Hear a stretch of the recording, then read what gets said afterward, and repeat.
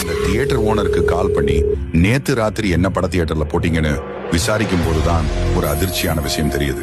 கடைசி 2 நாள எந்த ஒரு ஷோவுமே நாங்க போடலன்னு சொல்லியிருக்கிறாரு. இத கேட்ட உடனே இவன் தான் அந்த கொலையை பண்ணியிருப்பான்னு சந்தேகப்பட்டு சிறையில போட அனுப்பி விடுறாங்க. அப்போ போலீஸ் ஸ்டேஷனோட செவுத்துல நேத்து ராத்திரி இவங்க கிட்ட டிக்கெட்டை கொடுத்த பொண்ணோட போட்டோ மிஸ்ஸிங்னு ஒட்டி இருந்துச்சு. இத பார்த்ததும் அவனை இந்த பொண்ணு யாரு, இவங்களுக்கு என்ன ஆச்சுன்னு அங்க இருந்த ஒரு போலீஸ் ஆபீசர் கிட்ட கேட்டதுக்கு கொஞ்ச நாட்களுக்கு முன்னாடி இந்த பொண்ணு காணோம்னு அவரோட அப்பா வந்து கம்ப்ளைண்ட் கொடுத்தாரு. அதனால நாங்களும் அவளை பல இடத்துல தேடி பார்த்தோம். ஆனா அவ எங்க இருக்கா, அவளுக்கு என்ன ஆச்சுன்னு எதுவுமே எங்களால கண்டுபிடிக்க முடியலன்னு சொல்றாரு. ஆனா நேத்து நாங்க வண்டியில வரும்போது இவளதான் பார்த்தோம்னு சொல்றான். இத கேட்டவர் உண்மையாவா, அப்படி நேத்து ராத்திரி என்ன நடந்துச்சுன்னு முழுசா சொல்லுன்னு கேக்குறாரு.